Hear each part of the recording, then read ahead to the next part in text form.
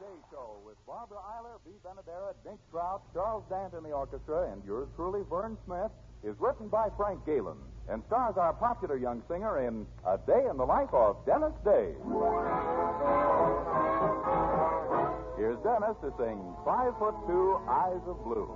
5'2", eyes of blue, but oh, what those 5 foot to do? Has anybody seen my girl? Turned up nose, turned down hose, never had another beau. Has anybody seen my girl? Now if you run into a 5'2", covered with fur, diamond rings and all those things, bet your life it isn't her.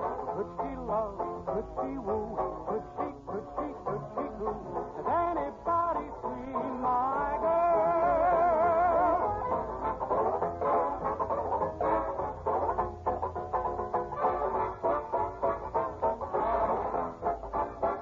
Now if you run into a 5'2", covered with fur, diamond rings and all those things, bet your life it isn't her. Could she love? Could she woo? Could she coo? Has anybody seen my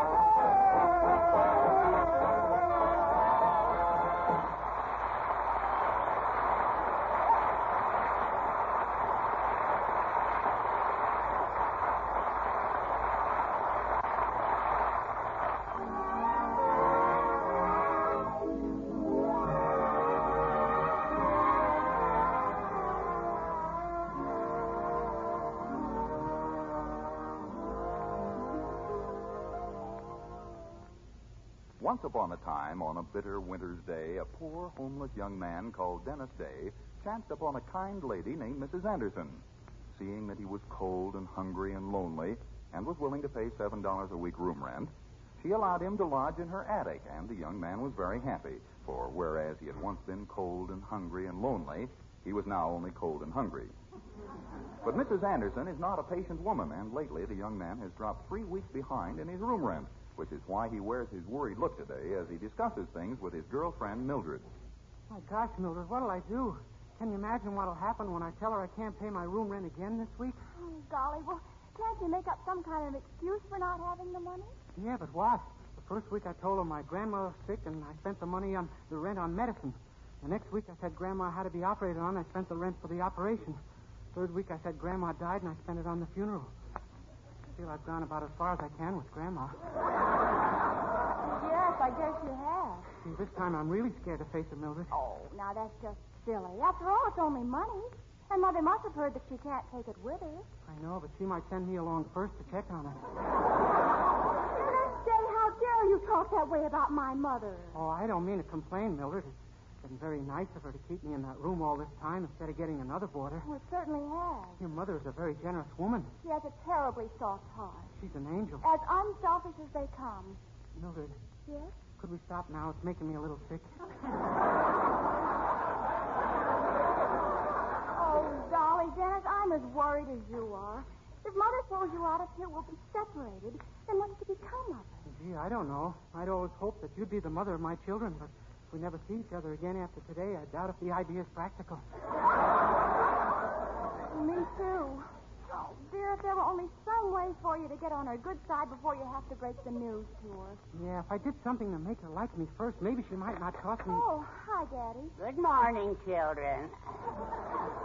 By golly, maybe you can help us, Mr. Anderson. Huh? How do you get around your wife? Well, just keep walking till I'm on the other side.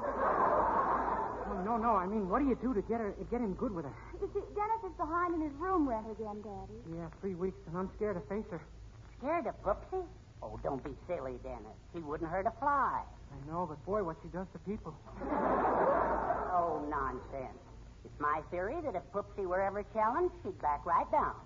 And I've just been waiting for some sucker to try and prove it.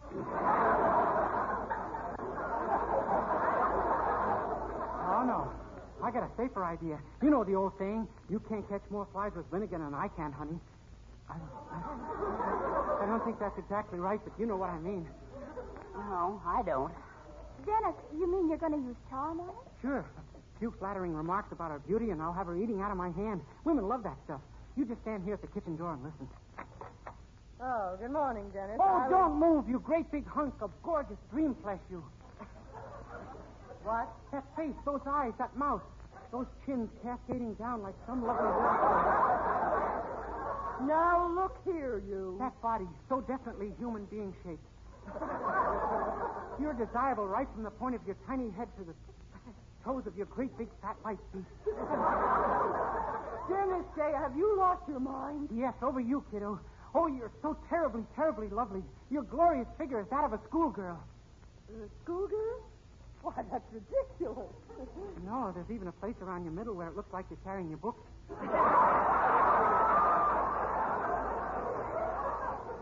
That'll be just about enough. But I'm only trying to... I know exactly what you're trying, and you needn't have bothered. I'm no longer worried about your room rent. I've gone out and gotten you a job. A job? Me? Yes. And one you have a chance to keep for a change. Have you ever heard of Wellington Pomeroy Weaver? Sure, he's from the family that founded Weaverville, isn't he? Exactly. And he just about runs this city government. So when I read that Weaverville was going to add 50 new men to its police force, I spoke to him about you. Gosh, you mean I'm going to be a policeman? Why not? But will they take me? I mean, my archers have always been so perfect.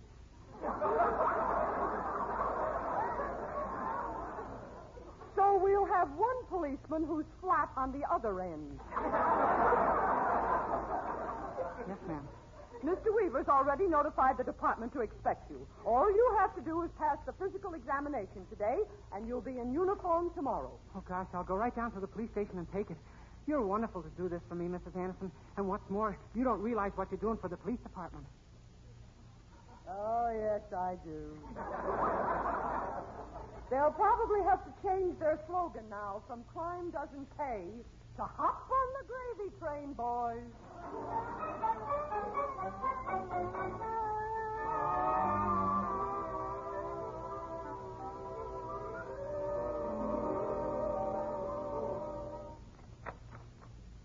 Pardon me. Are you the officer in charge of the physical examinations? I was told to report here. Oh, yes. Come in. I've been expecting you. The name is Dennis Day. Really? Gee, there's a coincidence. So is mine. I didn't say my name was Dennis Day. I said your name was Dennis Day. Oh, well, that I knew already. Yes. Sit down, Day, and I'll make out your form. Name, Dennis Day. Age? 22. Ever had rheumatic fever, high blood pressure, goiter, ulcers, scarlet fever, arthritis, bursitis, or neuritis? No, sir, but if they're part of the requirements, I'm sure I could dig up the germ somewhere. Don't bother. We'll make an exception in your case. Now then, shall we take off our clothes? Oh, I'm quite comfortable, but you go right ahead if you Day, this is a physical examination. Oh, yes, sir. Now take off your coat and remove your shirt. Yes, sir. I'm sure you'll find me in good shape. I always take very good care of myself. There. Holy smoke, you've disappeared.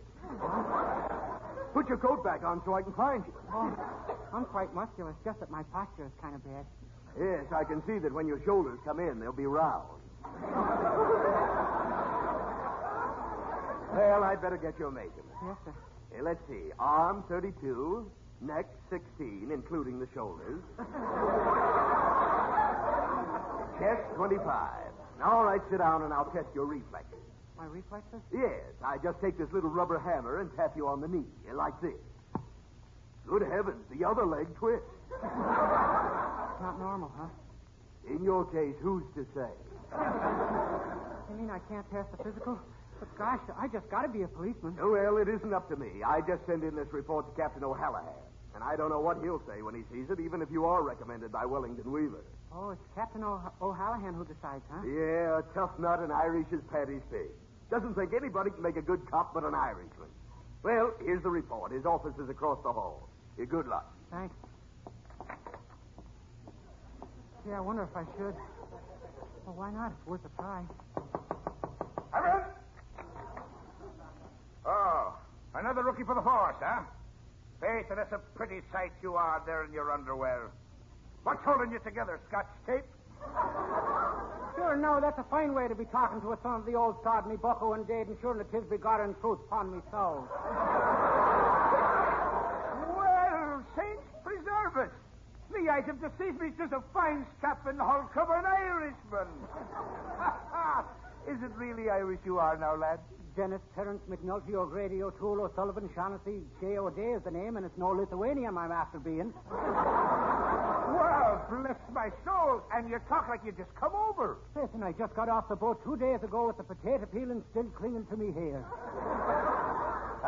Just to see the old sod again. Tell me, lad, tell me.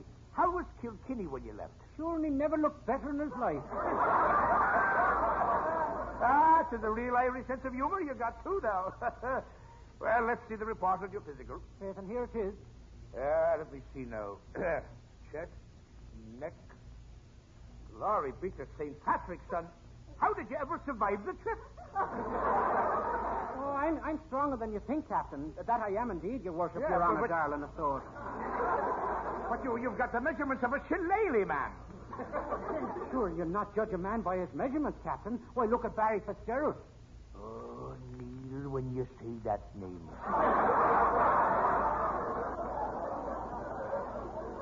Oh, yes, of course. I beg your pardon, your worship, sir, your honor. I'm sorry. Please, Captain, you will put me on the force now, won't you? Oh, but now, how can I, lad? How can I? Just look at the figures here on this report.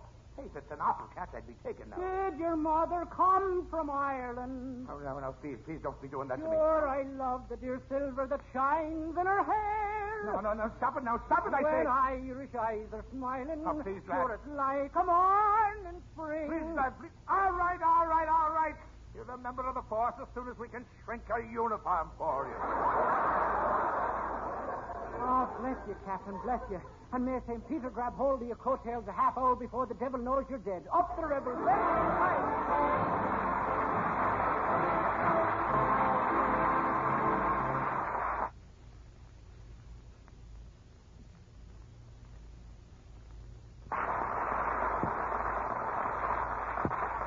We'll continue this day in the life of Dennis Day in just a moment. Meanwhile, here's Dennis to sing Someone to Love.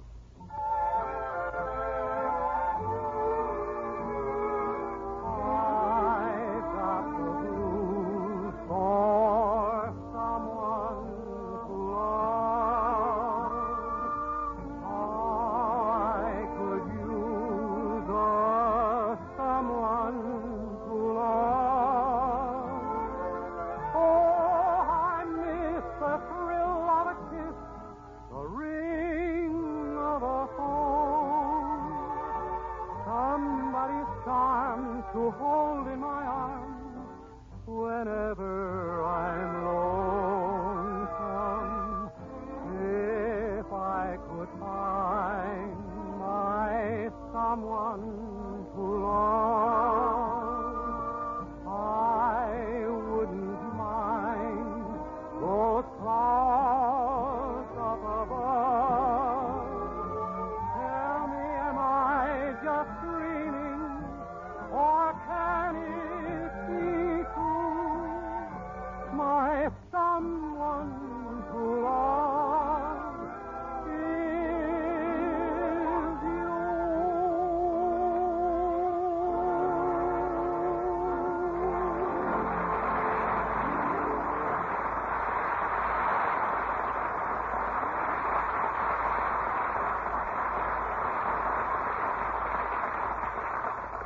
Well, through the influence of Mrs. Anderson's influential friend, Wellington Pomeroy Weaver, and Dennis's Irish brogue, organized crime has received its greatest impetus since Prohibition.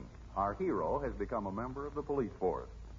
He's been in uniform now just 24 hours, and so far, well, let's drop down to headquarters and listen in as the lieutenant discusses things with him. So, you call yourself a policeman, do you, Day? On your beat for 35 minutes, and what happens? A pickpocket makes off with your gun, your handcuffs, and your bag. I'm sorry, sir. Sorry. Where's your pride? I guess you got that, too. And when Schultz's delicatessen was robbed a few minutes earlier, what were you doing? Eating pickles. Eating pickles. Yes, sir, I had no choice. One of the robbers shoved my head in the barrel. Oh, no. I couldn't help it, sir. She outweighed me. All right, let's take yesterday. You know when you were walking your beat and those two men came out carrying bags and you helped them into their car? Yes, sir. They had just robbed the bank. Ooh, those sneaks. Wasn't that nasty of them, though? I don't suppose you happened to get a look at their license plate. Oh, I certainly did. Well, what do you know? What was it? Black numbers on a yellow background. Well, we've narrowed it down to an American car. Yes, sir. Jay, you haven't done one thing right since you joined the force. Not one. According to the man who owns the fruit stand, you even paid for an apple. Yes, sir. I realized my mistake when he fainted. Now listen to me. If it weren't for Wellington Pomeroy Weaver liking you so much, I'd fire you. As it is, I'm going to take you off your beat and put you on traffic detail. Understand? Yes, sir. And I want some action. See, I want some tickets handed out. But what if nobody does anything wrong? What's that got to do with handing out tickets? Oh, sorry. And now get out there on the street and watch those drivers. This is your last chance, so help me. Either you hand out some tickets, or you turn in your badge and your Dr. Scholl's foot pads. Is that clear? Yes, Lieutenant Officer, sir, your worship.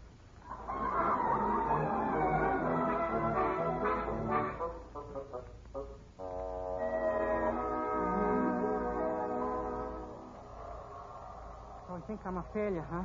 Well, I'll show him. We'll see if Officer Dave's going to fall down on the job. Just wait till somebody drives past me, and then I'll... Ha-ha! Hey, you! Pull over to the curb!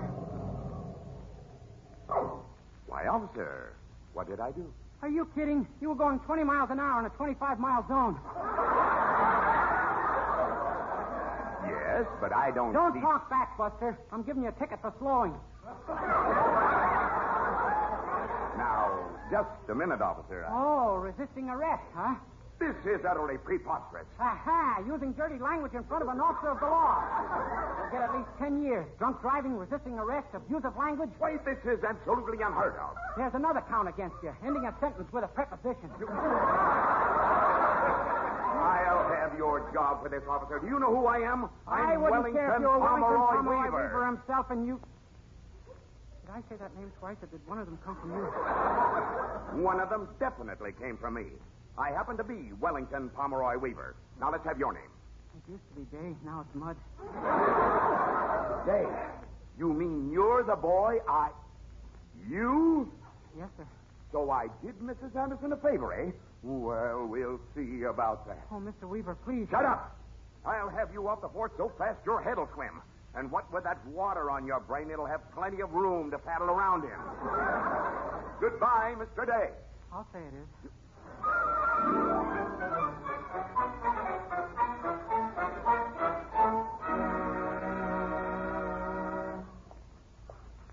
But, Dennis, it's the craziest scheme I ever heard of.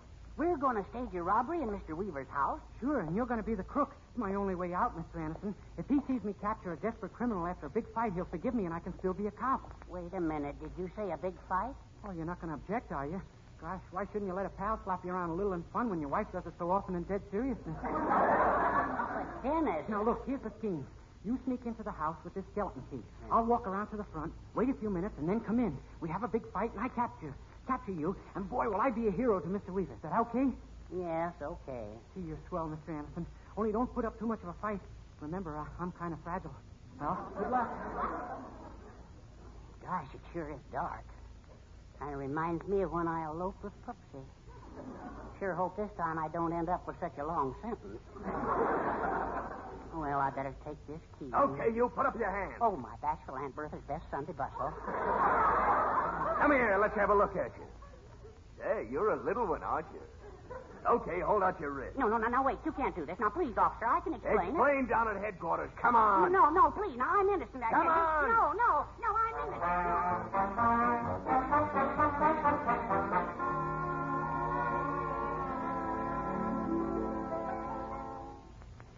So naturally, I didn't have the faintest idea your father had been arrested, Mildred. And when you went into that dark library and pounced on the man and beat him up, you thought it was Daddy, huh? Sure. I didn't find out till the lights went on that it was Mr. Weaver who'd been on his way to the kitchen for a glass of Ovaltine. Well, what did he say to you?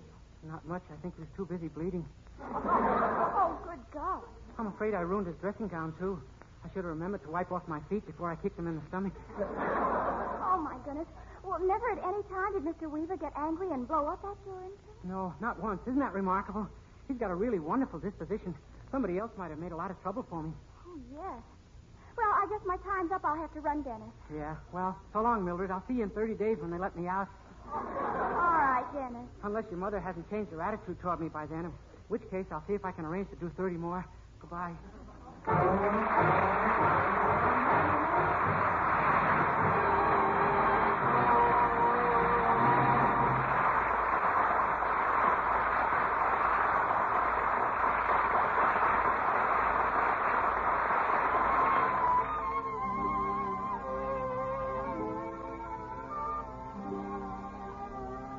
From the score of the new musical South Pacific, here's Dennis with Charles Dance arrangements singing the lovely ballad Some Enchanted Evening.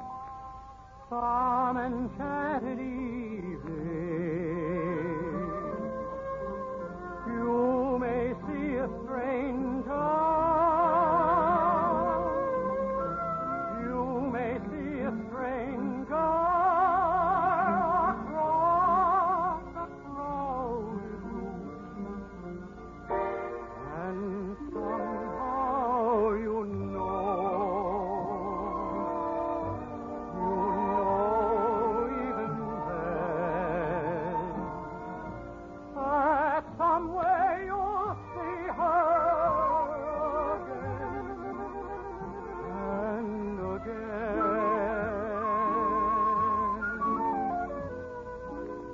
Some enchanted evening, someone may be laughing. You may hear her laughing across the crowded room. And night after night,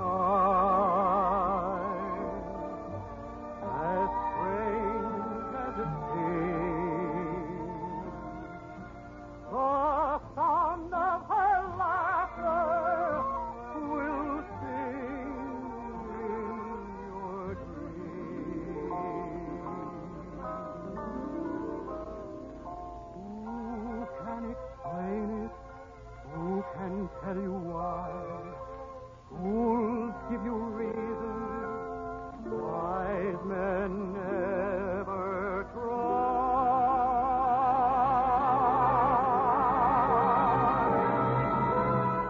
Some enchanted evening, when you find your true love, when you feel her call you across the crowded room, then fly to her side and make her your own. For all through your life you may dream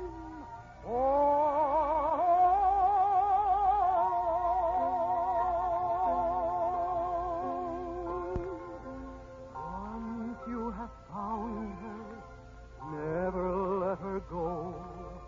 Once you have found her, never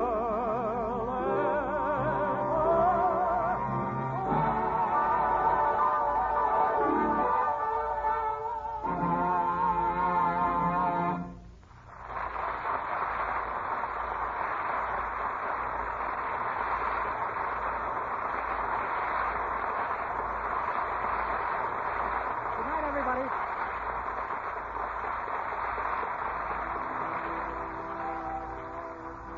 The Dennis Day Show, originally heard over the National Broadcasting Company, has been rebroadcast for you men and women overseas by the United States Armed Forces Radio Service, the voice of information and education.